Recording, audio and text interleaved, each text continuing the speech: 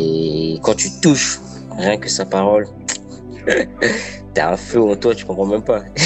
Quand tu te mets à lire là, ça part tout seul. Vraiment, ça part tout seul. Et c'est vraiment vrai parce que tu as l'impression d'avoir l'esprit qui te dit non et l'esprit qui te dit oui. Et quand tu touches le livre, la Bible, la vie, pour moi c'est une vie. Voilà, la vie, quand tu la touches cette vie, franchement tu la ressens en toi, quoi. Tu ressens qu'elle habite en toi. Tu as vraiment envie de continuer. Et quand tu vois, tu sais, j'ai vu, il était 2h du matin, j'ai dit, bon, je vais essayer de faire une petite pause, quoi. Parce que j'ai commencé vers minuit, et je pense que j'ai fait 2 heures d'affilée. J'ai dit, bah, là, au moins, je vais me reposer, parce que j'ai eu un peu mal au crâne et tout, la tête qui chauffait. J'ai dit, allez, faire une petite pause. Mais sinon, avant, j'avais comme cette fatigue, au moins, tu vois. Mais j'avais vraiment, parce que je me suis rappelé, à l'Assemblée, on a fait une promesse. Cette promesse, c'était de méditer, hein, pas se mentir. On avait dit qu'on allait méditer la parole 8 jours. Donc moi, en fait, c'est aussi cette promesse que j'ai fait. En fait, ça me donne aussi un déclic dans ma tête. Je me dis, est-ce que j'ai médité aujourd'hui? Ah là, je dis non, j'ai fait une promesse. Et là, tac, je repars. Je prends mon livre et tout. Donc là, c'est un peu ça. Franchement, c'est bien ce qu'on fait. L'église qu'on est aujourd'hui, c'est incroyable. Franchement, je remercie Dieu parce qu'on est on est réveillé, tu vois. On est réveillé pour tout ce qui est méditation, tout ce qui est évangélisation. Franchement, c'est ça, on a besoin de se réveiller. Et moi, c'était pareil. Hier, j'ai passé une bonne soirée. J'avais mal à la tête. J'avais mal à la tête et tout, mais j'ai dormi dans la paix, hein, je sais pas. J'avais un peu du mal à trouver le sommeil. Parce que j'avais beaucoup de pensées, des trucs comme ça. Mais après, ça s'est bien passé. J'ai mis l'adoration, j'ai dormir. Je promets que j'ai dormi dans la paix. Hein. Franchement, j'ai bien dormi. Je me suis réveillé vers 14h. C'est terrible. C'est bien passé. Déjà que ma journée d'hier, ça s'annonçait bien. Donc, c'est incroyable. C'est fort. Sinon, franchement, voilà un petit détail de ma journée, quoi. Pour moi, de mon côté, ça va. Je renvoie à Dieu en tout cas. Peut-être vous, hein, vous me dites un peu comment ça s'est passé. Oh, glory. Glory, Jesus, glory, Lord, glory, take glory, Father, take glory. Oh, glory, Lord, take glory, Father.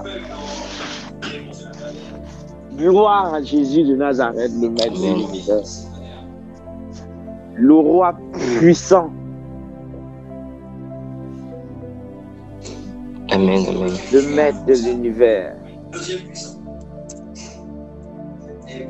Je veux seulement remercier encore le Seigneur pour l'expression de son amour, la plénitude de son esprit.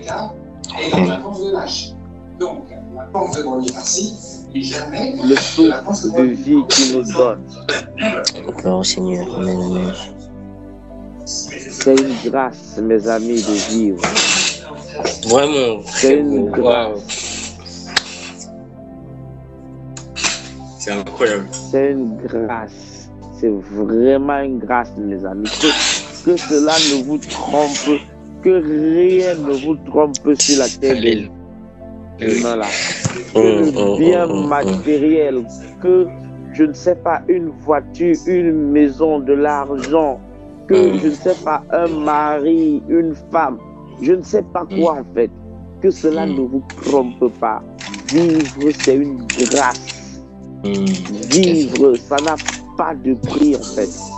Ça n'a pas. Si Dieu, qui existe de toute éternité, n'avait pas voulu, mes amis, laissez-moi vous dire qu'on serait comme le néant, le vide. Vous serez comme le vide. Alléluia. Vous imaginez Imaginez le vide.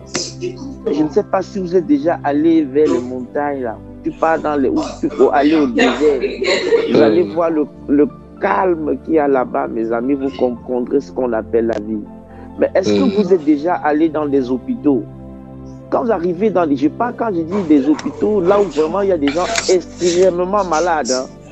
Je dis malades qui sont en train de mourir. Et souvent, ça se passe chez nous là-bas en Afrique. Parce que quand j'étais au Cameroun, il arrivait souvent quand j'avais un membre de ma famille malade. Je quittais, j'allais souvent à l'hôpital lui rendre visite. Et cependant, quand j'arrive rendre visite aux malades, je constate qu'il y a un malade aussi à côté de lui qui est en train d'agoniser, en train de mourir. Et il y a l'autre malade de l'autre côté là-bas. Lui, on l'a amené à l'hôpital pour le faire soigner. Sa famille n'a pas l'argent. Et lui, il a quelques jours à vivre. Donc, et on est en train de chercher l'argent et on ne le soigne pas. Ça se passe en Afrique. Et pour lui, c'est que on va pas le soigner. Il n'y a pas l'argent pour le faire soigner. Il doit mourir.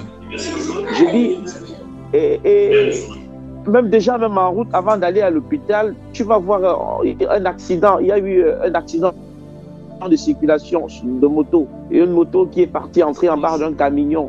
Tu viens voir comment la tête d'un être humain est écrasée, mon frère. Ses yeux sont sortis de l'orbite. Terrible. Je vous parle des choses. Un homme comme toi, tu vas voir, il y avait peut-être 2 enfants à côté de lui. Les enfants sont morts, le mari, l'homme est mort, la femme est morte. Je dis, tu vois le pied coupé, jeté de l'autre côté. Tu vois la main coupée, jetée de l'autre côté. Mon frère, ils ont comme ça perdu leur vie. Donc ça veut dire qu'on ne les reverra plus jamais. Jamais. On ne les reverra plus jamais. Toi, tu dors, tu marches, tu te lèves, tu es en bonne santé. Tu parviens à te laver. Tu parviens à respirer. Tu respires et tu es tranquille dans ta respiration. Tu manges dans la paix, tu parles. Et comment cela se fait-il que tu pleures, tu te lamentes devant Dieu? Comment se fait-il que tu te lamentes encore devant Dieu? Tu oses même dire à Dieu que pourquoi il ne t'exauce pas. Je comprends pourquoi le Seigneur pouvait dire que chacun se plaint de ses propres péchés en réalité. Il nous a tout donné, mes amis. Il nous a. Mais c'est quoi? Est-ce que tu te rends compte que tu as tes 4 membres? C'est-à-dire, tu as les pieds, tu as les 2 mains. Mais est-ce que tu sais qu'il y a des gens parfois là, il est né aveugle, il n'a jamais vu le soleil que tu vois là. Toi, tu vois le soleil tous les jours. Il y a l'autre que lui rêve marcher. Toi, tu marches. Donc, son plus grand bonheur, c'est que si un jour je pouvais marcher dans ma vie. Mes amis, l'autre est né, il est muet, il ne parle pas. Sa prière, c'est que s'il pouvait arriver un jour, Dieu me donne la possibilité de parler. Donc il rêve juste parler. Je dis parler là, c'est son rêve.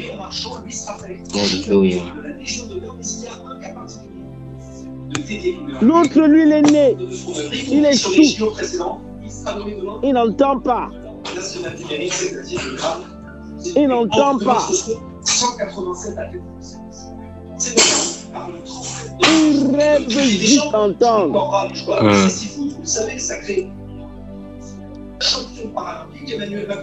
Il rêve juste entendre.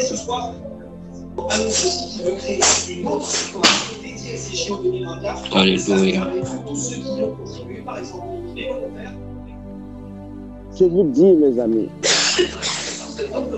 Je vous dis, mes amis. C'est une réalité. C'est une réalité. Quelle grâce. Quelle grâce. Quelle grâce de voir le soleil, de voir le jour. Alléluia. Quelle grâce de pouvoir parler, de pouvoir marcher. Mais comment se taire? Comment se taire quand Dieu t'a donné tous tes membres, t'a donné tous tes organes, tu as tous tes organes. Comment se taire? Mais comment ne pas parler de Jésus partout où tu es? Comment ne pas crier de Jésus où que tu sois? Comment ne pas respirer le nom de Jésus? Car c'est ce qu'il t'a demandé de faire sur la terre. On devient fou de Jésus carrément, c'est ça. Alléluia. Parce qu'il est trop merveilleux. Mes amis, vous vous rendez, on est en voyage sur la terre. C'est-à-dire que Dieu nous crée comme ça, il nous dit qu'en fait la terre, ce n'est pas notre destination. On est en voyage tous sur la terre.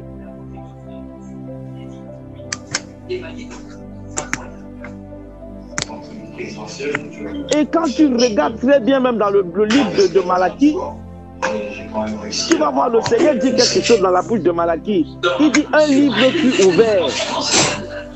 Un livre de souvenirs fut ouvert. Et on écrivait les œuvres de chacun, tout ce que chacun avait fait.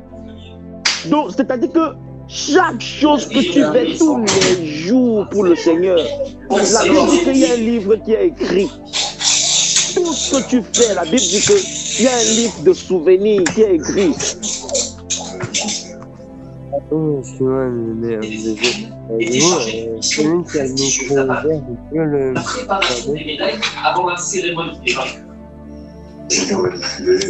Je vous dis, mes amis. Ah, tu parles de moi, frère Scott, je pense. Il y a un petit bruit là.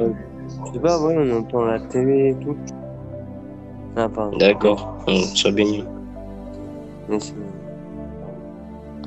Merci. Que un livre fut ouvert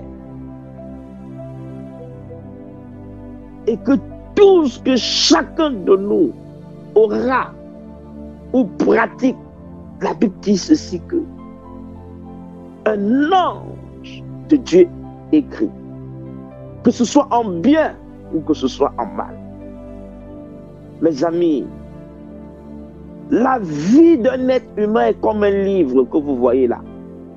Chaque jour, Dieu tourne une page. Voilà en quoi consiste un être humain. Donc dites-vous tout simplement que chaque homme aussi est un livre. Donc quand tu viens dans le monde, dis-toi tout simplement que Dieu ouvre une page à ton histoire. C'est ça la réalité en fait de l'être humain, de la vie d'un homme.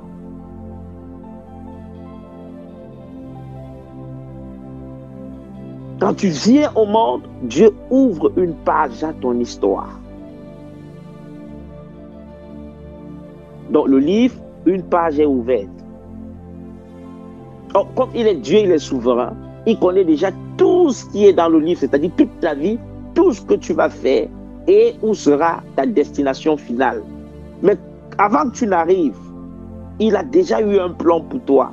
Et que même si dans son projet et son esprit en tant que souverain Dieu, il a voulu que toi tu choisis le chemin de la vie, il met quand même deux chemins devant toi, c'est-à-dire le chemin de la vie et le chemin de la mort.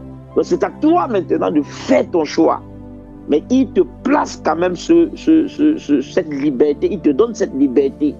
C'est-à-dire, fais le choix de la vie ou soit de la mort. Lorsque tes parents t'engendrent et que tu viens au monde, le premier jour, le premier cri que vous voyez, le bébé pousse là, quand la femme à l'hôpital accouche, le premier cri que vous voyez, il pousse. Ah! Vous savez pourquoi il pousse le premier cri? Il pousse le premier cri tout simplement déjà parce que sa part de souffrance commence à partir de là. C'est pour cela qu'il y a le premier cri qui doit pousser. Donc, c'est-à-dire le livre est ouvert. En fait, une page du livre s'ouvre déjà.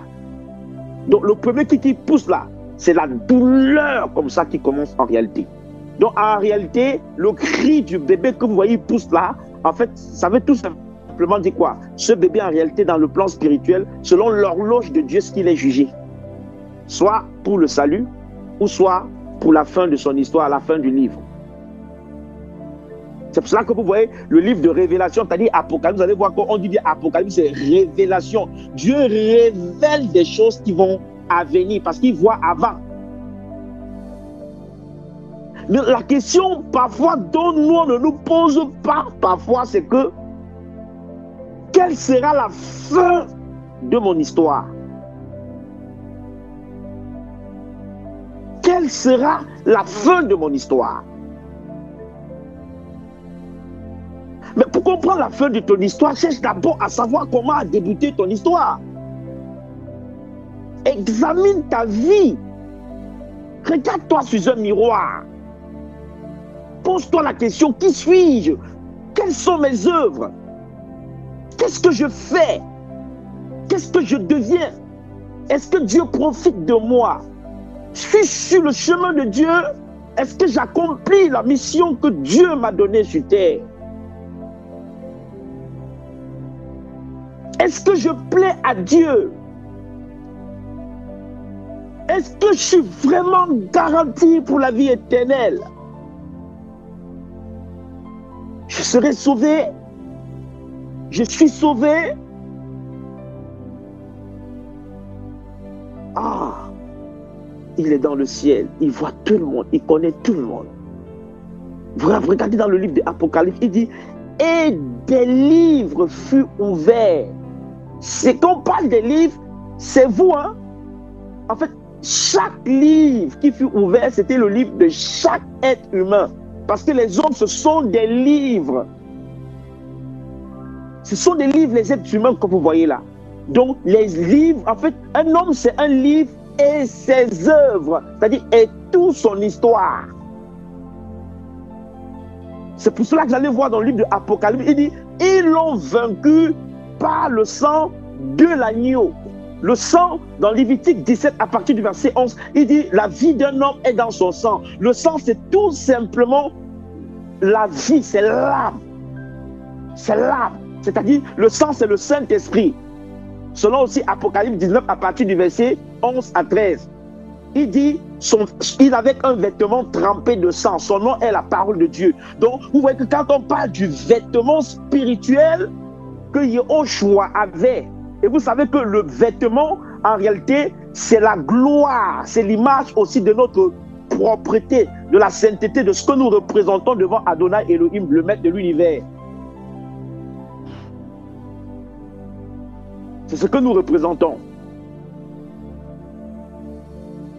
Donc, ils l'ont vaincu par le sang de l'agneau. Donc nous avons vaincu le monde, on dit par le sang de l'agneau, c'est-à-dire par le vêtement de Yehoshua. Or, le vêtement de Yehoshua est trempé de sang. Je ne sais pas si vous comprenez. Ça veut dire quoi? Selon Matthieu 10, à partir du verset 34, 35, 36, 37, 38, il dit, je ne suis pas venu apporter la paix sur la terre. L'épée, la séparation entre le père, la mère, la fille, le frère, le cousin. Quand vous allez en bas, dans 37, 38, 39, il dit ceci, que celui qui veut me suivre se charge de sa croix et me suit. Alléluia. Que celui qui veut me suivre se charge de sa croix et me suit. Donc vous voyez que mes amis, ce n'est pas une histoire de l'âme, ce n'est pas une blague. Ce n'est pas une chose, il n'y a pas de familiarité dans ça. Il n'y a pas de tolérance dans ça, mes amis. Tu t'amuses. Ce n'est pas Jésus qui va te dévorer. Hein. C'est-à-dire, c'est ton livre que tu es, tes œuvres. Ce sont tes œuvres qui te condamnent, qui t'amènent en enfer. Apocalypse, il fut que des livres furent ouverts. Jésus lui-même, ce n'est pas lui qui juge le monde. Hein. Il dit, les saints jugeront le monde. Donc les livres qui auront pratiqué les bonnes œuvres, ceux qui n'auront pas pratiqué des bonnes œuvres, eux, en fait, eux-mêmes, ils sauront que non, mon côté c'est la gauche. Sans qu'on lui dise va à gauche, lui-même il va prendre le chemin de la gauche. Pourquoi? Parce que sa vie, son livre, le sang, que lui-même il témoignera sa vie, c'est-à-dire ça sera plutôt le sang qui sera manifesté plutôt dans les œuvres charnelles. Parce que le sacrifice que d'autres cherchent aujourd'hui, c'est plutôt charnel. C'est-à-dire c'est à aspirer, c'est à aimer, c'est à s'attacher, c'est à adorer, à vénérer tout ce qui est charnel. Tout ce qui est charnel. Or, Yehoshua nous amène à vaincre, premièrement, par son sang. Parce qu'il nous dit qu'ils l'ont vaincu par le sang de l'agneau. Or, le sang de l'agneau, c'est la vie d'Élohim, de Yehoshua. Et la vie de Yehoshua, c'est tout ce qu'il a vécu sur la terre. Ésaïe avait déjà vu avant qu'il n'arrive. On dit son aspect n'avait pas une apparence pour plaire à l'homme. Jésus n'était pas beau, mes amis. Il n'était pas beau. On dit qu'il n'avait pas un regard pour attirer. On dit qu'il était défi, il n'était même pas habillé comme vous voyez les gens sont habillés aujourd'hui en réalité.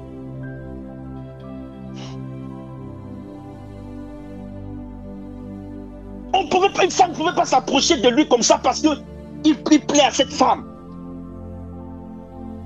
Il était simple. On l'a méprisé. On l'a insulté.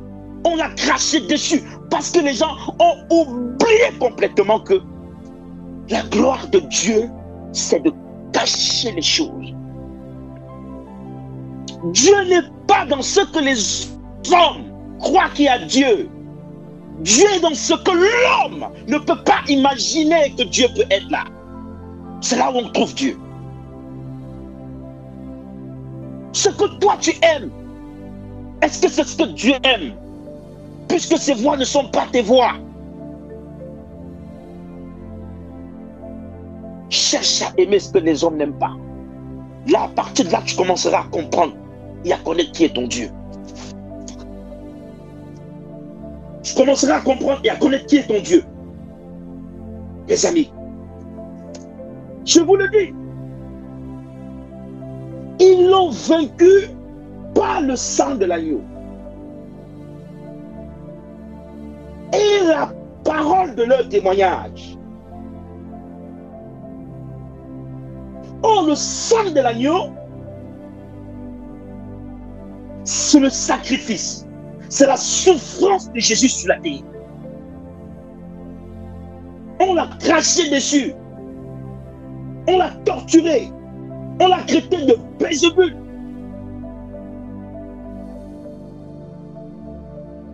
Au point où on a pris sa propre croix, on lui a donné.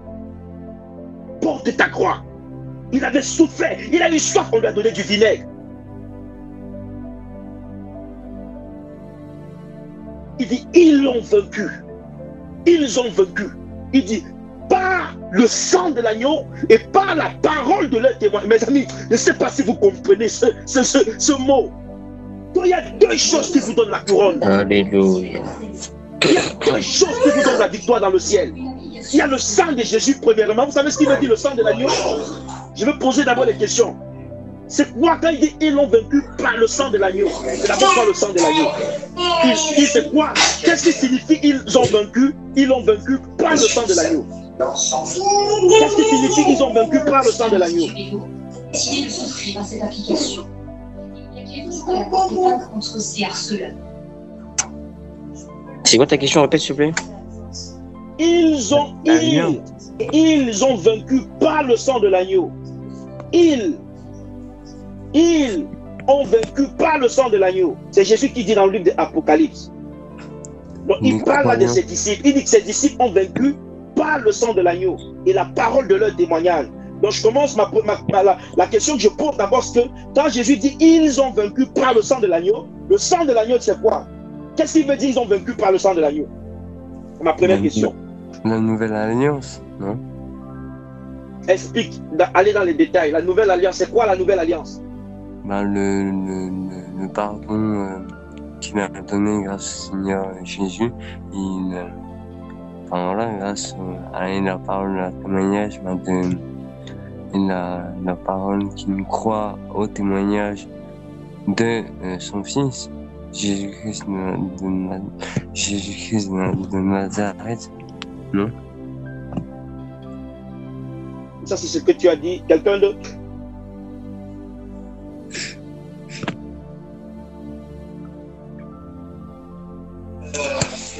Ils les ont vaincus par le sang de l'agneau. Là, tu parles de Jésus-Christ, on est bien d'accord.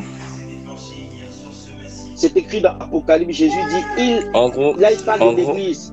Il Oui. dit, nous l'Église, on a vaincu par le sang de l'agneau et la parole de notre témoignage. Bah, le sang de l'agneau, c'est le sacrifice de Jésus-Christ qu'il a fait à la croix. Oui, voilà. Et en fait, à travers ce sacrifice, bah, nous, on est vainqueurs, parce que lui, aussi, il a vaincu la mort. Et bah, nous, on est vainqueurs, du coup. Parce que l'agneau, il s'est offert comme sacrifice à Dieu. Enfin, pour nous, comme sacrifice. Donc, c'est-à-dire, nous, on est vainqueurs grâce à Jésus. Comme les... Je sais pas si je suis un peu clair, mais bon, après. En tout cas, je pense que c'est grâce à Jésus-Christ, son sacrifice qu'il a fait à la croix, qu'on est vainqueur. Après, s'il y a une sœur ou un frère qui peut plus détailler, bon, vous êtes libre, quoi. Soyez bénis.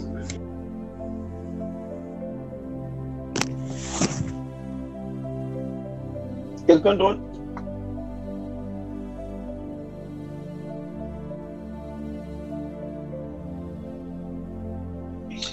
C'est dans Apocalypse combien, pardon? Attends. Comme ça, je pense que je vais trouver l'idée, quoi.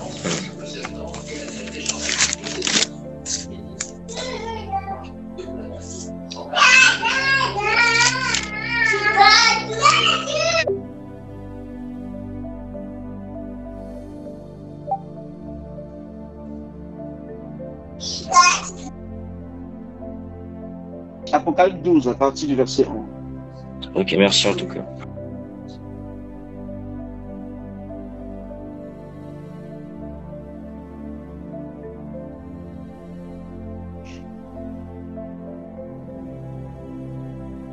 Amen. Amen, amen. Ouais, il dit, ils l'ont vaincu par le sang de l'agneau et la parole de leur témoignage. Ce que Scott a dit, c'est à peu près ça, ce que tu as dit aussi. On peut dire c'est ça. En fait, ce que vous avez dit, c'est ça. Mais je veux que vous compreniez. J'aimerais que vous compreniez. Et que vous soyez édifiés, que nous grandissons davantage. Mais que vous compreniez ça de façon très précise, très claire, très spirituelle et très approfondie. Comme Yehoshua veut que nous comprenions. C'est très important pour notre marche avec le Seigneur et pour notre révolution dans la foi. Quand il dit qu'ils l'ont vaincu par le sang de l'agneau, Lévitique 17 à partir du verset 11, vous allez vous en rendre compte qu'il dit la vie de chaque être humain est dans son sang. Or, si la vie est dans le sang, il dit ils l'ont vaincu par le sang de l'agneau. On sait que l'agneau c'était tout simplement Jésus de Nazareth. Tu vois, et là il dit que l'Église a vaincu par le sang de l'agneau. On comprend quelque part que l'Église n'a pas seulement vaincu parce que le Seigneur est mort. C'est-à-dire le Seigneur est mort, oui, c'était pour nous sauver. Mais le tout, c'est que l'Église participe à la mort du Seigneur. C'est cela qui dit ils ont vaincu par. C'est-à-dire qu'il faut que l'Église fasse part à la victoire que Jésus a eue sur la croix. C'est-à-dire de la même manière qu'il est mort, il est ressuscité. Il faut que toi aussi, tu meurs, tu ressuscites comme il est mort. C'est ce que ça veut dire. Et c'est cela, il faut que tu prennes part en son sang et en son corps. Donc tu dois prendre part à ses souffrances. C'est cela qui dit, ils l'ont vaincu par le sang de l'agneau. Or, rappelez-vous, puisque nous sommes déjà, je crois, cette semaine, si le Seigneur autorise encore, ça sera peut-être la partie 3 que nous allons travailler sur la divinité de Yehoshua, Jésus de Nazareth. Or, vous allez voir que le Seigneur, notre Dieu, depuis qu'il nous enseigne, que le Seigneur nous enseigne, vous allez voir que depuis qu'on travaille sur la divinité du Seigneur, on a vu les manifestations de Yeshua. Donc, en tant qu'homme, depuis la Genèse 18, lorsqu'il est venu rencontrer Abraham, nous avons compris que parmi les 3 hommes, il y avait un homme là-bas qui était tout simplement Yehoshua. Nous avons aussi vu dans Genèse 32, à partir du verset 25, nous avons compris que l'homme qui vient rencontrer Jacob et qui discute avec Jacob, qui lutte avec Jacob, c'était tout ce qu'a dit Jacob, ça veut dire Jacob, c'était tout simplement Yeshua, c'est-à-dire Jésus de Nazareth. Cet homme-là, c'était toujours le Seigneur Jésus. Nous avons vu toujours dans la Genèse l'homme qui vient rencontrer Abraham et qui discute avec Abraham, et Abraham lui donne la dîme de tout. Et cet homme aussi, la Bible dit qu'il s'appelait Melchisédek et c'était le roi de Salem. Quand on parle de Salem, la définition voulait tout simplement dire le roi de Jérusalem. Voilà, c'était toujours Yeshua, le maître de l'univers, Jésus de Nazareth. C'est lui qui vient rencontrer Abraham. Vous allez vous rendre compte que la Bible dit Abraham a participé au repas du Seigneur. C'est-à-dire, il a pris le pain et le jus, le pain et le vin. Il y avait le pain et le vin que Melchisédek avait donné à Abraham. Abraham a mangé le pain et le vin. Voilà, donc tu vois que Abraham a mangé au corps du Christ et a bu aussi au sang du Christ. Parce que tu ne peux pas être père de la foi sans manger le corps de Jésus et boire son sang. Et il y en a tellement. Même dans Exode 3, cet homme, l'image tout simplement du puissant Adam, c'est-à-dire le puissant Adam que Moïse rencontre dans Exode 3, ce puissant Adam, c'est toujours lié au choix, c'est toujours Jésus de Nazareth. Quand vous voyez la Bible dit dans le buisson Adam, la Bible parle de l'ange de l'Éternel qui se tient dans le buisson Adam, qui appela Moïse. Moïse, cet ange de l'Éternel là, c'était tout simplement Jésus de Nazareth toujours, c'était lui.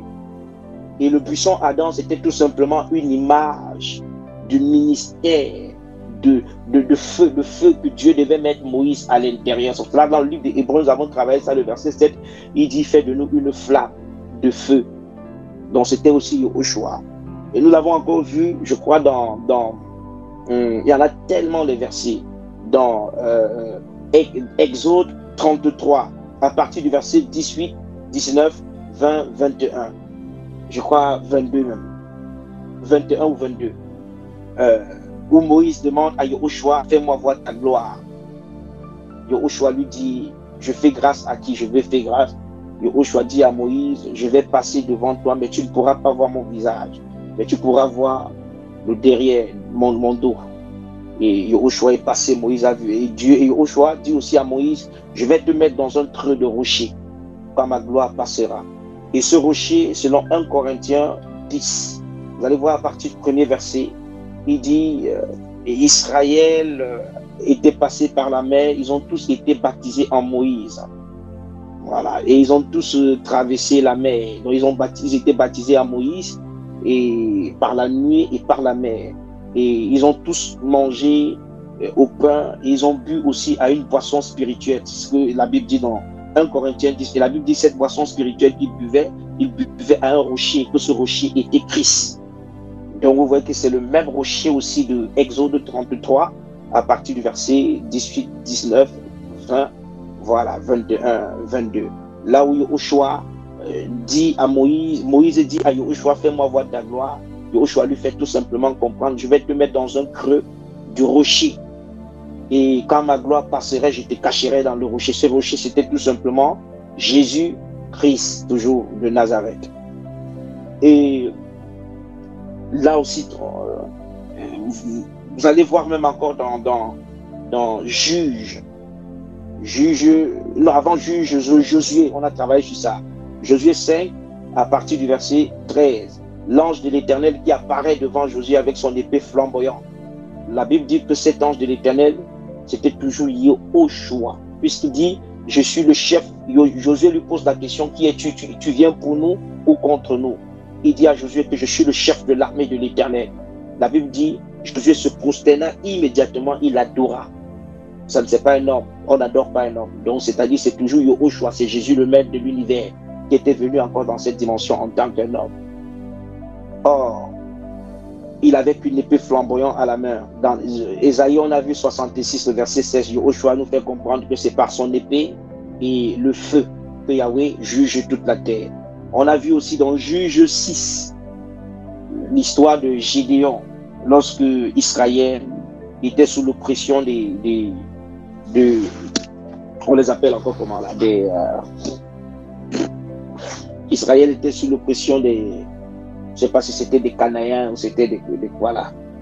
Et Dieu a suscité Gédéon afin qu'il va les délivrer entre, voilà, les Madian, la main de Madian, merci Seigneur.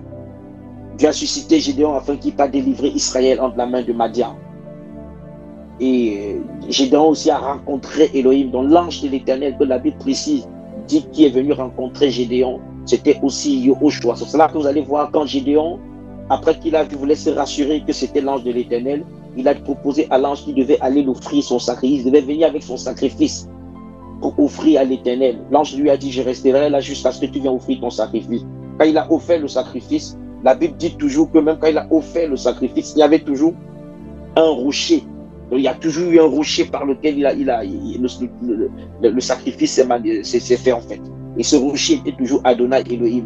Dans Juge toujours 13, on a travaillé sur ça.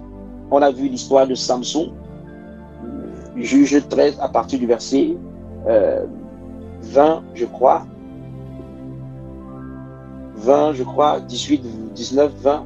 On a vu tout simplement aussi que Samson,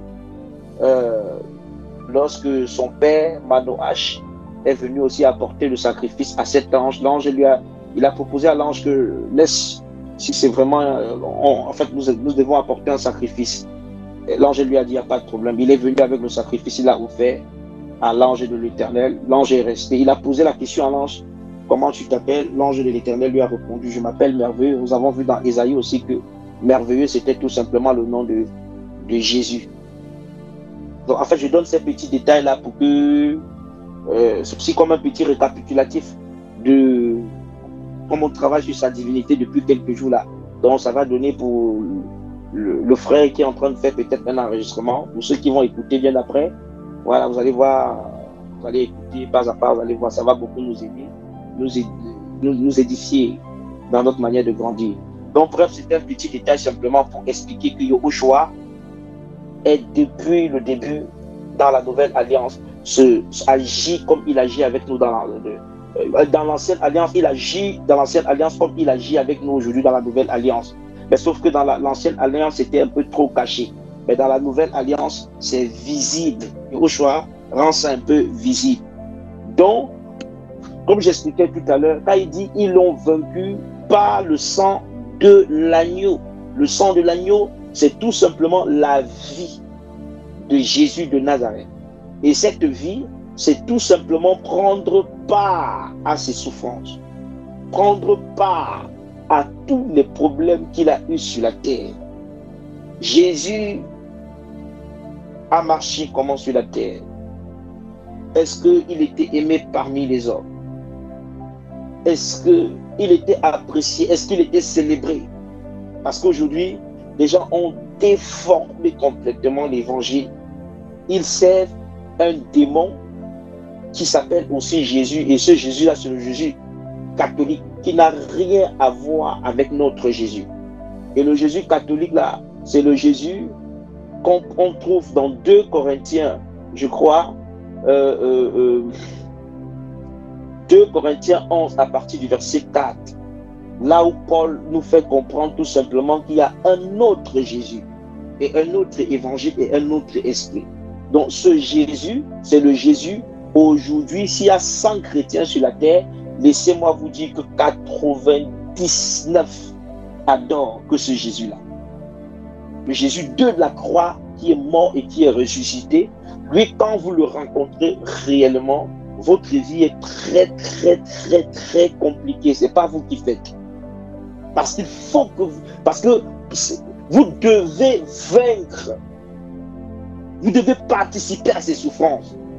C'est cela que dans le livre de l'Apocalypse, il dit celui qui vaincra, c'est à celui qui vaincra qui sera couronné. Parce que la couronne est réservée pour des personnes qui vont vaincre. Et lui en premier, parce que j'ai toujours expliqué ici que Jésus est tout simplement l'image de l'Église que vous et moi nous sommes. Donc il est juste ça que la Bible l'appelle le premier d'entre les morts. Le premier d'entre les vivants. Et le premier parmi nous les hommes mortels. C'est le premier. Puisqu'il est venu dans un monde qui nous a donné comme un homme. Et il est mort comme Adam, comme chacun de nous. Et il a vaincu la mort. Et il est ressuscité. Ce qu'aucun de nous n'a pu faire. Et c'est ce qu'il a fait.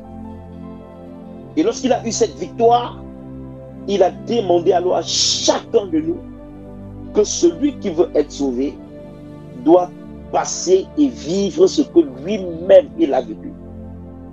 Donc c'était le seul moyen là-bas que Yahushua a donné aux hommes pour qu'ils puissent être sauvés. C'est pour cela que le pardon est gratuit seulement par le sang de Jésus. C'est gratuit par son sang. Mais son sang donne le pardon gratuit au monde entier.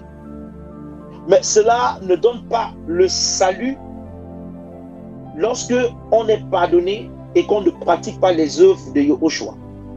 Parce qu'il n'y a vaincre pas le sang de l'agneau. Le fait simplement que tu reçois, tu acceptes Jésus, oui, d'accord, tes péchés sont pardonnés. Mais il y a aussi la parole de leur témoignage. Donc, comme tu as vaincu, tu as accepté Jésus, tu participes à ses souffrances, dis-toi aussi qu'il faut que tu témoignes. Tu dois parler aussi de Jésus. Ta vie doit témoigner Jésus. Ta vie doit approuver que tu es connu de Jésus. La vie de Jésus doit être manifestée dans ta vie. C'est ça qui fera la différence. Et quand on doit te voir, il faut qu'on sache qu'il y a une différence entre toi et le monde. Sans que tu ne dises même que tu ne fais pas partie du monde, les gens verront ta manière d'être, ils sauront que toi tu es différent. Le monde ne peut pas t'aimer. Pourquoi? Parce que la marque de Yahushua est sur toi. Sa vie est manifestée en toi. Parfois, moi, je marche même comme ça. Je vous assure, je m'assois dans le métro. Les gens ne viennent pas s'asseoir à côté de moi. Je n'ai jamais compris. Parfois, je ne comprends pas. L'autre fois, je restais, je me regardais, je disais que j'ai quel problème. Je m'assois juste. Mais tu vois, les gens viennent, ils s'asseyent. On ne s'assoit pas à côté de moi. Ça n'a rien à voir avec le racisme, non. C'est parce que la vie de Jésus manifestée en moi. C'est ça qui fait. Pourquoi? Pas que je suis méchant, pas que... L'effet simplement que tous les jours, vous le craignez, vous le cherchez, il vous sanctifie, vous amène de gloire. Plus vous devenez saint, plus même des personnes qui vivent dans le péché, si ces personnes ne viennent pas dans le but pour se repentir, et viennent peut-être ne savent même pas que tu es un homme de Dieu, laissez-moi vous dire que la sainteté qui dégage en vous, parfois, fait fuir des personnes qui sont reprochables. Quand quelqu'un pratique le péché, ou quelqu'un vit dans le péché, ou quelqu'un vit dans des choses qui ne sont pas pures, il ne peut pas vous résister, il ne peut pas rester avec vous pendant longtemps. Pourquoi? Parce que la lumière et la ténèbre, les deux ne marchent pas ensemble. Donc cette personne va rester à côté de vous, mais cette personne ne sait pas ce qui se passe, elle a juste envie de partir. Parce que votre sainteté le dérange. Votre vie le dérange. Votre lumière provoque les ténèbres qui sont en cette personne. C'est pour cela qu'il ne peut pas supporter rester à côté de vous.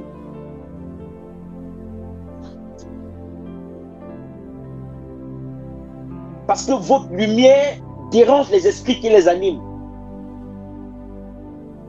C'est pour cela parfois vous êtes même comme ça, pour rien on vient vous chercher des problèmes. Pour rien, tu ne connais pas quelqu'un, il te cherche des problèmes. C'est parce que tu as vaincu par le sang de l'agneau et par la parole de ton témoignage. Ce qu'il faut que vous compreniez, mes chers amis, c'est très important. On n'est pas dans une blague, ce n'est pas un jeu, c'est une réalité. Oui. C'est une réalité, mes amis. La vie éternelle n'est pas ce qu'on nous fait croire. La vie éternelle n'est pas ce que le monde nous explique. La vie éternelle n'est pas les églises qu'on voit aujourd'hui sur les réseaux sociaux, tout ce qu'on est en train de voir. C'est pas ça la vie éternelle, mes amis. Nous avons vu que dans le livre de Ecclésiaste 7, le verset 4, Adonai, le maître de l'univers, nous dit le cœur de l'homme sage en ces temps de la fin, il dit est dans la maison de deuil. Parce que le monde, comme vous voyez, Yahushua a vu le monde depuis longtemps détruit. Et il dit maintenant que pour vous qui êtes encore en vie, il dit votre cœur doit être dans la maison de deuil. Afin de pleurer pour ces personnes qui vont être détruites, pour qu'ils ne vont pas en enfer. Jésus est très loin de nous. Il sait ce qui va, il a déjà vu ce qui va se passer dans 1 milliard d'années. C'est pour cela que vous voyez, il est calme. Les gens font ce qu'ils font. Le méchant prospère. Les gens font du n'importe quoi. Mais toi qui es juste, toi qui le crains, toi qui marches comme il veut, toi qui jeûnes tous les jours, toi qui pries, toi qui évangélises, tu es étonné que pourquoi je n'arrive pas à trouver de femme? Pourquoi je ne me marie pas? Pourquoi les choses ne marchent pas dans ma vie?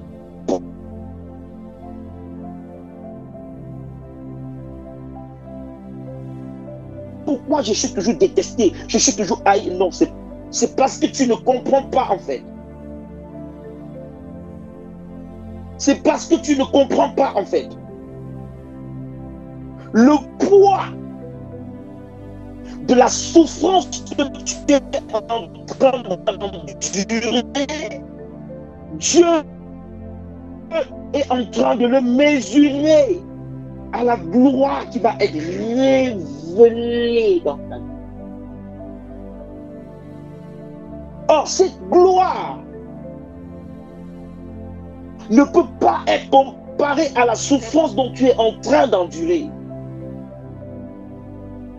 Voilà pourquoi Dieu peut faire que tu souffres. Parce que si tu ne passes pas par cette souffrance, parce que tu ne peux pas te tenir devant les hommes de foi. Tu ne peux pas parler devant Abraham, devant Moïse, devant Gédéon, devant Jephthé, devant Samuel, devant tous ces hommes. Tu ne peux pas parler.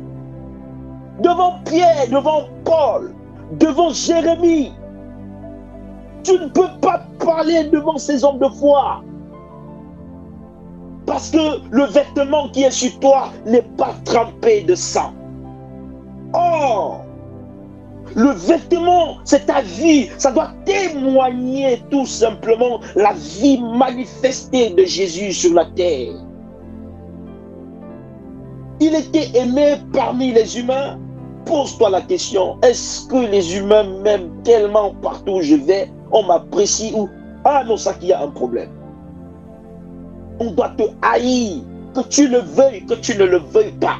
Quand le vêtement de gloire de Jésus est sur toi, on ne peut pas t'apprécier. Le monde ne peut pas. Il n'y a que quelques-uns de vos frères qui peuvent certifier que non, ça c'est mon frère. Je bénis la gloire de Dieu dans sa vie. Mais sinon, quelqu'un qui est Chanel, qu'il veut pas, la chair va le pousser à te détester, à te haïr. La jalousie peut entrer dans le cœur, parce que c'est le péché qui fait ça. C'est ce qu'il faut que vous compreniez. C'est pas la personne même qui veut pour être jaloux. Le fait simplement qu'il est Chanel, ou elle est Chanel, où tu passes beaucoup de temps dans la chair, ça peut te pousser à te mettre à détester ton frère, à détester ta soeur. C'est pour cela que vous avez besoin, on a tous besoin de demeurer dans ce vêtement. Et ce vêtement, c'est tout simplement ces capacités que vous avez d'accepter le reproche.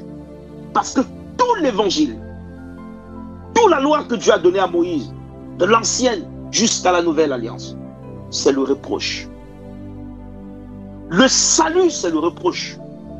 Voilà pourquoi tout le ministère de Jésus de Nazareth, tous ceux qui étaient contre Jésus de Nazareth, le reprochaient. Le reprochaient. Or, tout ce que lui-même, il reprochait les autres, c'était la vérité. Donc, il y a deux reproches. C'est ça le mystère de l'évangile. Il y a le reproche de Dieu, le reproche du diable. Le reproche de Dieu, c'est ce vêtement en nous, de sainteté, qui est tout simplement l'image de l'épée. La parole de Dieu est une épée à double tranchant. C'est-à-dire la puissance de Dieu qui est cette parole de Dieu en nous, qui nous pousse à dire la vérité à notre prochain, où que nous soyons, sans toutefois avoir peur. Voilà le premier reproche. Et le reproche qui dit la vérité à son prochain, qui donne sa vie pour des personnes qui l'aiment, ça c'est le reproche d'abord qui vient du Seigneur Jésus. Ça c'est le premier reproche. Et c'est le reproche de la victoire. Le deuxième reproche, c'est le reproche maintenant négatif qui vient du mal. Le reproche maintenant du mal vient simplement éprouver le reproche positif que toi tu as. Parce que le reproche du mal va venir pour essayer de te casser, de te faire comprendre que qui es-tu, toi qui me juges? Qui es-tu, toi qui me parles mal? Et quand vous êtes dans le vrai évangile, c'est-à-dire vous avez le vêtement de Jésus, sacrifice, que je suis en train de dire là depuis, en vous, qui habite en vous. C'est-à-dire la vie de Jésus manifestée sur terre. Quand elle se manifeste en vous, laissez-moi vous dire tout simplement que le reproche du diable par ses agents ou par les humains viendra directement vous attaquer. Ce n'est pas vous qui faites, automatiquement ça doit vous attaquer. Ça doit vous attaquer et ça doit vous culpabiliser à un point où vous pouvez rester comme ça, être désespéré et vous dites même que non, j'ai perdu la foi. Mais sauf que les faits que vous persévérez avec Yoshua, vous vous attachez au véritable reproche. Vous avez le regard fixé sur le rocher. Vous avez le regard fixé chez Jésus. Personne d'autre. Vous allez voir que quelles qu'en soient les montagnes, les attaques, les tribulations, les problèmes, tout ce qui va vous attaquer, vous aurez le regard fixé sur lui. Et le reproche du diable ne pourra pas vous aplanir. Voilà où vous aurez la possibilité de dire, qui es-tu grande montagne devant Zorobabel? Qui es-tu grande montagne devant l'église véritable d'Adonai, le maître de l'univers? Voilà où vous pouvez parler avec autorité.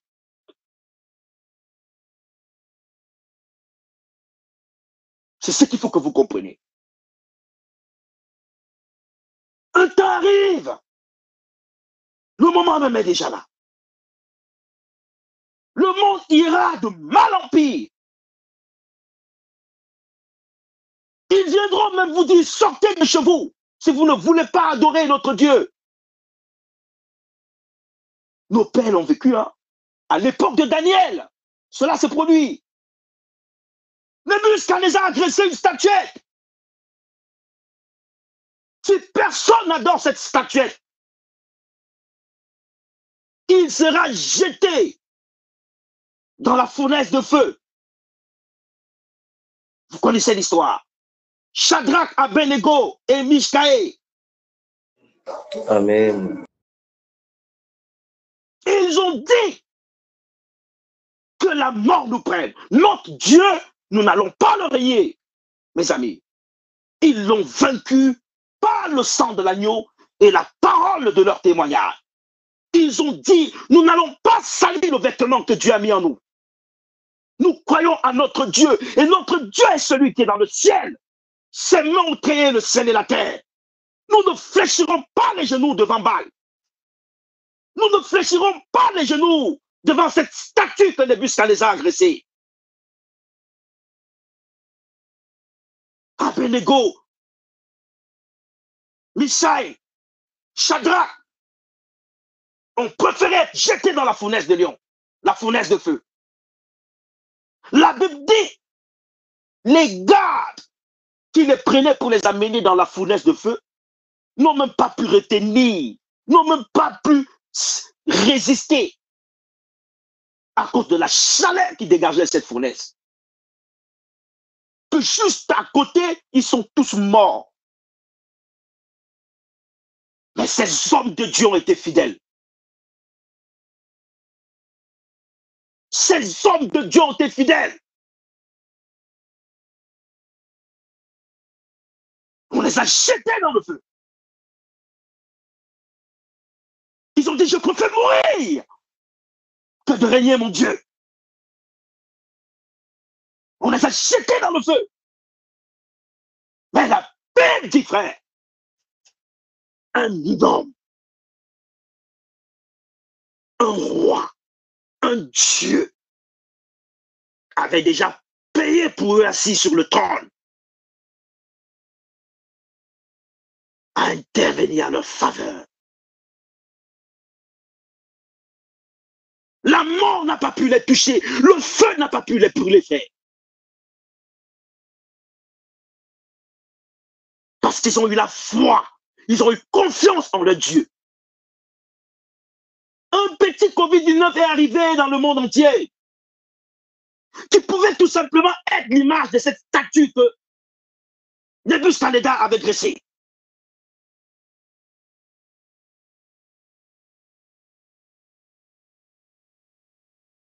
Les intendants de Nebuchadnezzar, les autorités, je prends un exemple, M. Emmanuel Macron, M. Joe Biden, toutes les autorités qu'il y a, les autorités du monde, se sont levées, dressons la statuette. Celui qui ne se vaccine pas, celui qui n'adopte pas la marque du vaccin, celui-là n'aura plus accès à ses intérêts. Celui-là n'aura plus de travail dans la France. Celui-là ne pourra pas être hospitalisé. Celui-là ne pourra plus avoir ses papiers. Mes amis, oh, les hommes de Dieu se sont levés. Ah non, le vaccin, ce n'est pas la marque de la bête. Hein. Le vaccin, c'est juste un petit vaccin. Hein. Je vais aller prendre ma dose. Regardez, les pasteurs, les prophètes, les apôtres.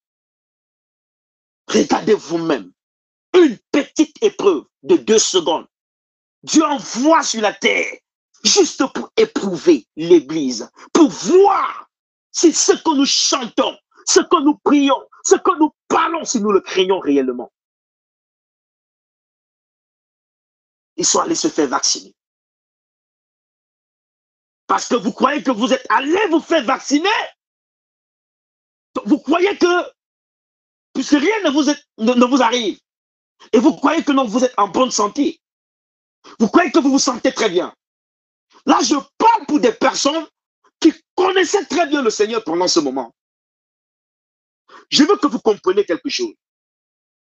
La foi envers Dieu, c'est pas ce que vous pensez. Dieu est capable de vous éprouver simplement par un vaccin, ce truc. Juste pour voir si vous pouvez résister. Ça ne vous donne pas le droit d'aller vous faire vacciner. Gardez la foi. Garde la foi. Si l'Éternel est pour toi, qui sera contre toi? Si l'Éternel marche avec toi, qui se levera contre toi?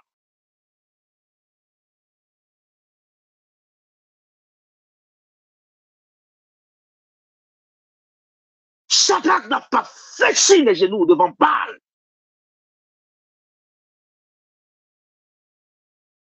Pareil pour toi. Tu ne devrais pas fléchir les genoux devant le vaccin. Tu ne devrais pas fléchir le genou devant Nebuchadnezzar. La marque de l'ennemi. Il y a eu tellement de disputes. Non, ce n'est pas la marque de la bête. La marque de la bête doit venir, ceci, mes amis. On est à un temps où on n'est pas en train de chercher à savoir est-ce que c'est la marque de la bête, est-ce que ce n'est pas la marque de la bête. La marque de la bête doit plutôt venir. Vous croyez que Dieu est dans notre raisonnement? Dieu marche avec des hommes de foi. Un homme de foi, c'est un homme prudent. C'est un homme de prière. C'est un homme qui se méfie, c'est un homme qui ne se mélange pas. C'est un homme qui ne se souille pas.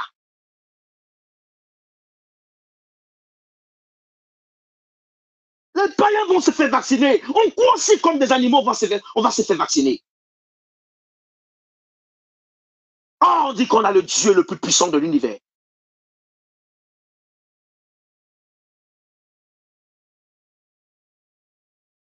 Je crois qu'il nous a pardonné. Je crois qu'il a pardonné à ceux qui s'étaient fait vacciner. Mais faites attention.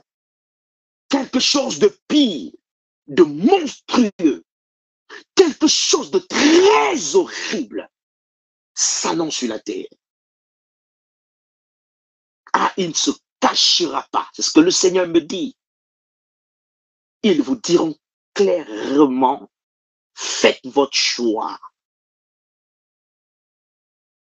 ou soit vous n'aurez plus accès à quelque chose.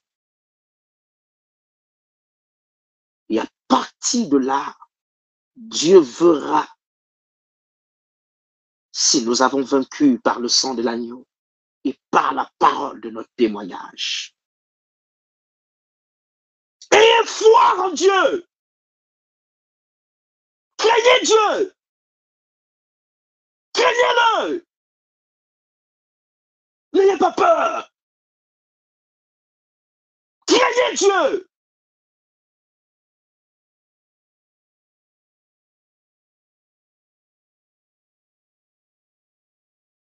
Le monde et tout ce qu'il y a sera détruit. Nous ne combattons pas de manière charnelle. Nous combattons de manière spirituelle. Il nous rend victorieux.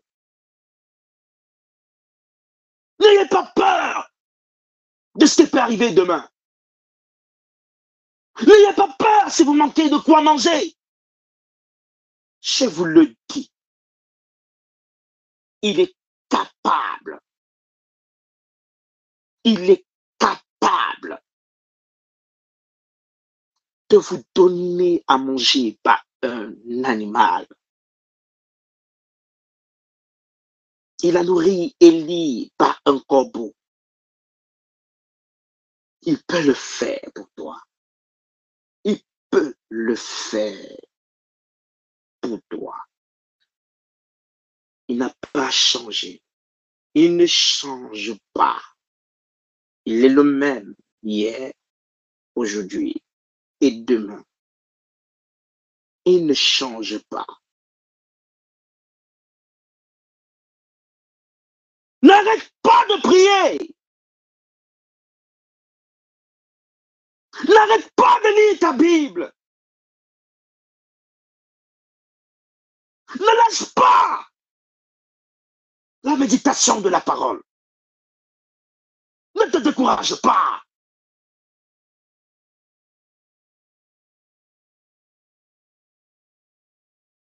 Peut-être aujourd'hui il pleut sur ton toit. Peut-être aujourd'hui il y a une tempête sur ton territoire. Mais laisse-moi te dire qu'un moment arrive où il y aura le beau temps. Où il y aura le beau temps. Chaque chose est pour un temps. Chaque chose a une heure. Chaque chose a un moment.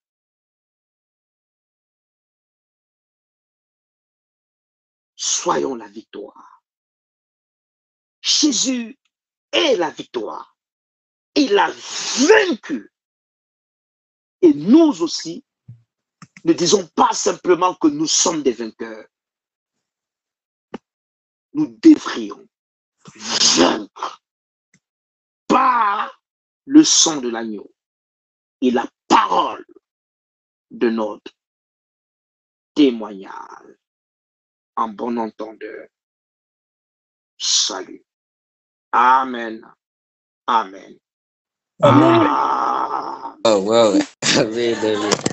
Wow. Gloire au Seigneur Jésus. Merci, Père. Alléluia. Tout pour le Seigneur Jésus, vraiment. Sois puissamment béni, homme de Dieu. Sois puissamment béni.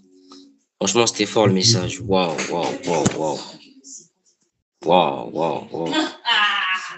Je pense que je suis pas le seul, on avait tous besoin de ça. On avait tous besoin.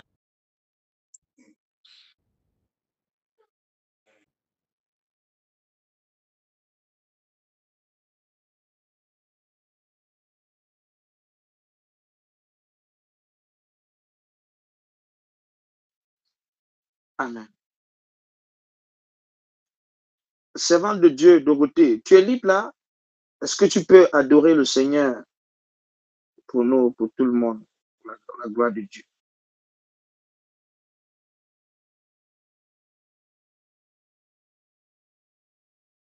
L'homme de Dieu, tu parlais de moi, je n'ai pas compris.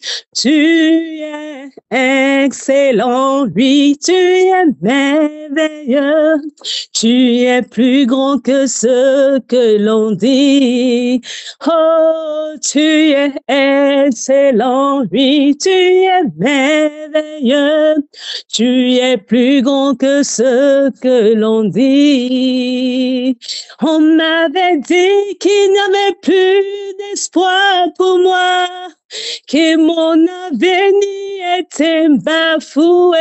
Jésus, c'est ce qu'ils ont dit, que j'étais né pour échouer.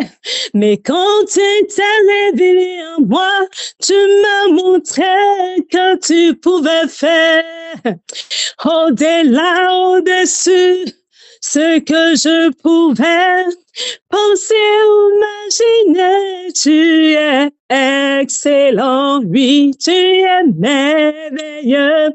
Tu es plus grand que ce que je dis. Oh, tu es merveilleux, oui, tu es merveilleux. Tu es plus grand que ce que l'on dit. Tu es plus grand que ce que je vois, Jésus. Tu es plus grand que ce que j'ai vu. Oh, tu es excellent, oui, tu es merveilleux. Tu es plus grand que ce que l'on dit. Tu es plus grand que les hôtels, Jésus. Tu es plus grand que les attaques. Tu es excellent, oui, tu es merveilleux. Tu es plus grand que ce que l'on dit. Oh, tu es excellent. Tu es merveilleux. Tu es plus grand que ce que l'on dit. Tu es Alpha, alléluia Jésus, et l'Oméga. Nous t'adorons, mon roi. Tu es digne, Seigneur. Tu es digne de louange. Tu es l'alpha et l'oméga. Nous t'adorons, Seigneur. Tu es digne de louange. Nous t'adorons, nous t'adorons, nous t'adorons, Jésus, la gloire. Nous t'adorons, Seigneur. Tu es digne de louange, Jésus. Nous t'acclamons, nous t'acclamons, nous t'acclamons, Jésus, la gloire. Nous t'adorons, Seigneur. Tu es digne de louange. Jésus, nous t'élèvons plus haut, plus haut. Nous t'élèvons plus haut, oh mon roi. Jésus, nous t'élèvons plus haut, plus haut. Nous t'exaltons plus haut. Jésus, tu es digne.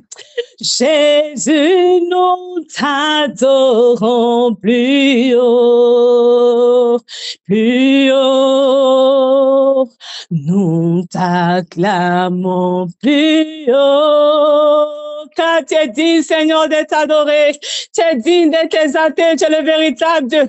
Jésus, nous t'élèvons plus haut, plus haut.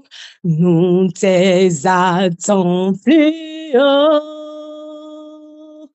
Oh Jésus, Alléluia,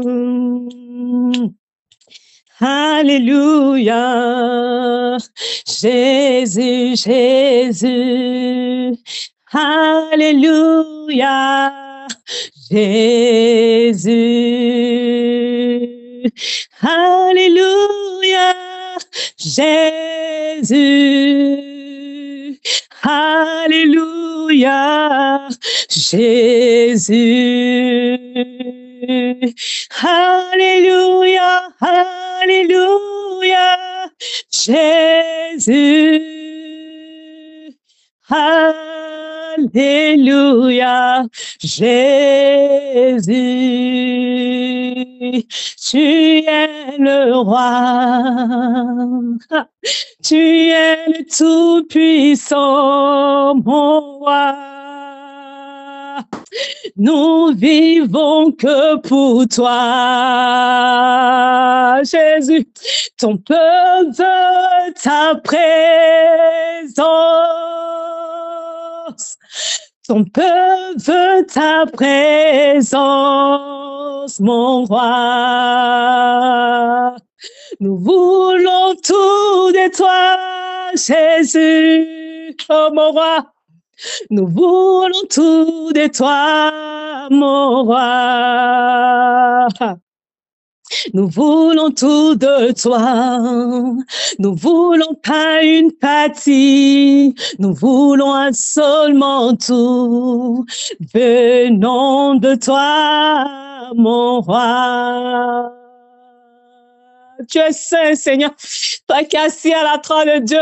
Toi qui es assis à la droite de Dieu. Nous voulons tout de toi, Seigneur. Nous voulons tout de toi. L'unique avocat.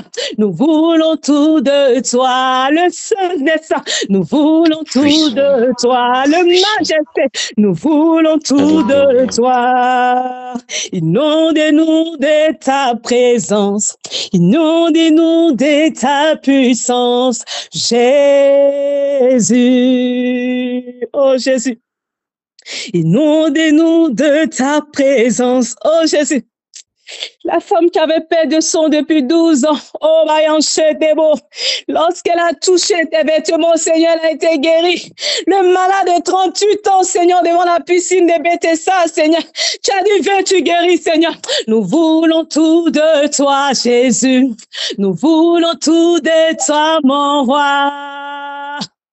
Inonde-nous de ta présence. Oh Seigneur, nous sommes là, tu es le potier.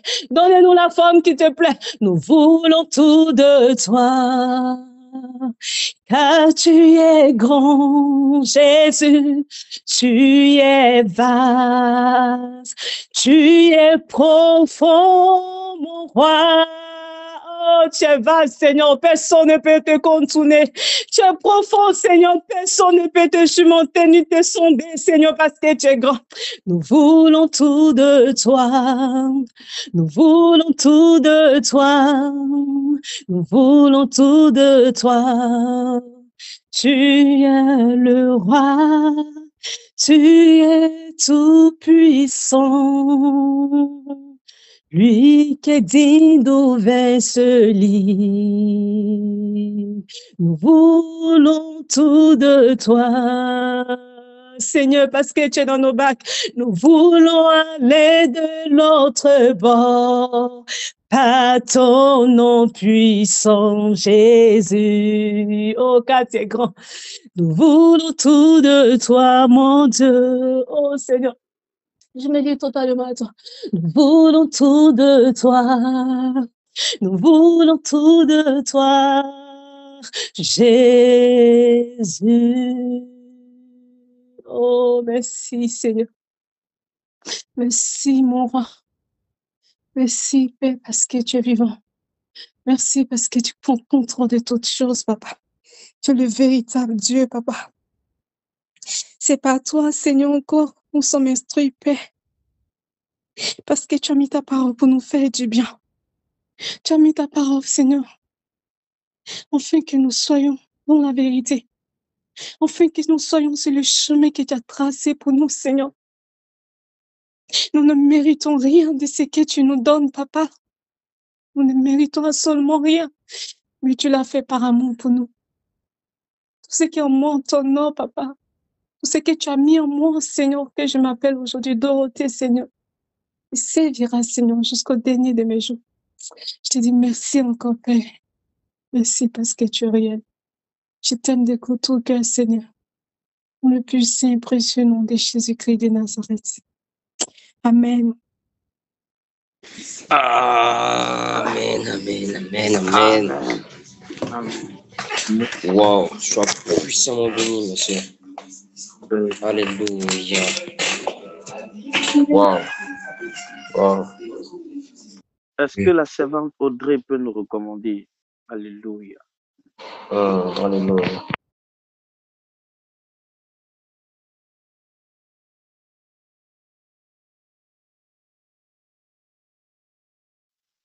Ou si elle n'est pas encore rentrée à la maison, elle dit juste s'il y a les bruits là. Ouais. Alléluia. Ah, le serviteur Brèche va nous recommander. Shalom, serviteur Scott. J'espère que tu es là. J'espère que la soeur Audrey est là. Sois béni. Que Seigneur bénisse. Peut-être elle est dans les bruits. Donc, tu vas nous recommander. J'espère que vous n'entendez pas le bruit derrière chez moi ici parce que, au cas où.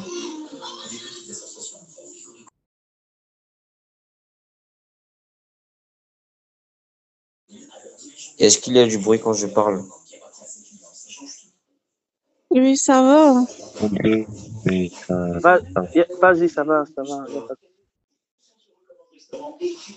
En gros, là, je dois prier pour clôturer l'appel et tout. C'est ça? Exact. Ah, d'accord, j'ai pas compris. Ah, d'accord.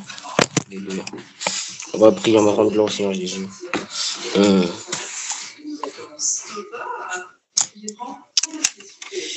Seigneur, nous te rendons gloire et grâce. Merci pour cette belle soirée passée dans ta présence. Merci de nous avoir encore réunis une fois de plus, Père, dans ta présence, Papa, car tu déclares dans ta parole que là où 2 ou 3 sont réunis en ton nom, tu es présent. Père, nous voulons encore aller dans des dimensions et choix de servir en esprit, en vérité, Papa. Seigneur, que chacun d'entre nous ici présents soit édifié par ces enseignements partagés et choix. Merci que ta main puissante puisse nous toucher et nous bénir encore davantage, Papa. Seigneur, tu déclares dans ta parole, heureux celui qui lave sa robe, Père. Nous ne sommes que hommes faits de chair et nous savons que nous sommes sales, Papa. Mais lave-nous comme toi tu le veux, Papa. Lave-nous de ton sang. Purifie-nous encore davantage, Père. Touche chacun d'entre nous, Yeshua. Là où nous sommes faibles, rends-nous puissants. Là où nous sommes faibles, rends-nous puissants, Père. Car nous avons besoin de ta présence, Yeshua. Père, tu déclares dans ta parole que l'homme de nature est faible, mais l'esprit qui est en lui est disposé. Père, nous voulons que cet esprit soit disposé en nous, Yeshua, afin d'agir comme toi tu le veux, et que tous ces plaisirs que nous ayons dans notre tête se viennent de toi, Yeshua. Père, faire ta volonté, Yeshua, guide-nous, Père. Tu déclares dans ta parole, dans 2 Corinthiens 16, que personne donc ne vous juge du manger ou de boire, ou à propos de fêtes, d'un nouveau mois ou du sabbat. Tout cela n'était que de l'ombre, mais les choses à venir, c'est la réalité en Christ. Père, tu es la réalité de tout ce qu'on obtient. Tu es la réalité de tout ce qu'on a, Seigneur Jésus. Père, rien dans ce monde n'est plus magnifique que toi. Autrefois, nous étions sales, tu nous as lavés. Autrefois, nous étions perdus, nous étions pécheurs, mais tu nous as lavés, tu nous as pardonnés, tu nous as donné une nouvelle vie, Yeshua. Père, bénis-nous davantage, Papa. Guide-nous, Papa. Bénis encore cet homme que tu as mis sur notre chemin, ton serviteur Salib Boulamanès, Papa. Ouin-le de ton onction, Yeshua. Bénis sa famille, Yeshua éternel. Fortifie-le encore davantage, Papa. Donne-lui encore cette force qu'il a besoin, ce courage qu'il a besoin, Papa. Renforce-le encore davantage, Yeshua. Donne-nous cet esprit de guerrier, cet esprit de guerrière, Yeshua, Papa, afin d'agir en esprit en vérité, Père. Seigneur, d'évangéliser d'évangéliser ta parole à travers ton peuple, papa. Faire connaître ton nom, Père, sans crainte ni honte, mais de t'assumer, Yeshua. De pas renier ton saint nom, mais de parler, Seigneur. De crier dans des rues comme toi tu le veux, Yeshua. Afin que tes enfants et ton peuple soient sauvés, Père. Nous avons besoin de ta puissance, besoin de ton aide, Seigneur.